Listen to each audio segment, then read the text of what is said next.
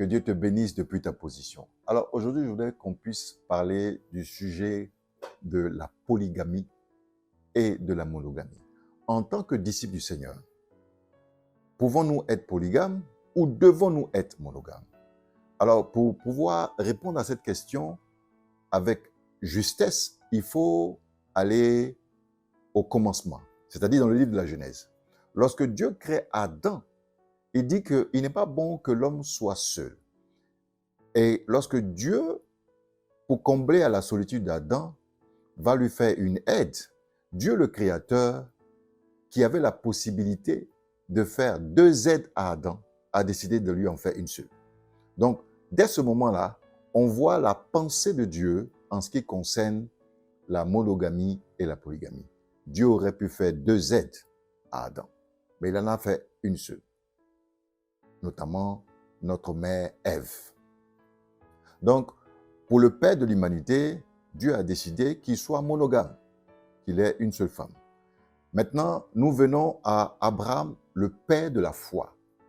Et lorsque nous regardons la vie d'Abraham, nous nous rendons compte qu'Abraham a eu une femme, notamment Sarah. Alors, l'enfant que Abraham a eu avec la servante de Sarah, on ne peut pas considérer ça comme si Abraham a eu une deuxième femme. Parce que c'était la servante de Sarah que Sarah a donné à son mari pour pouvoir avoir un enfant. Donc, on peut dire que Abraham était monogame. Alors, nous quittons Abraham et nous venons à Jésus. Jésus était célibataire. Jésus n'était même pas monogame. Il était célibataire. Et lorsque nous allons dans le livre d'Apocalypse, on voit que les 144 000 qui ont été choisis par Dieu pour suivre Jésus partout où il va, la Bible dit que ces 144 000-là ne se sont pas souillés avec des femmes.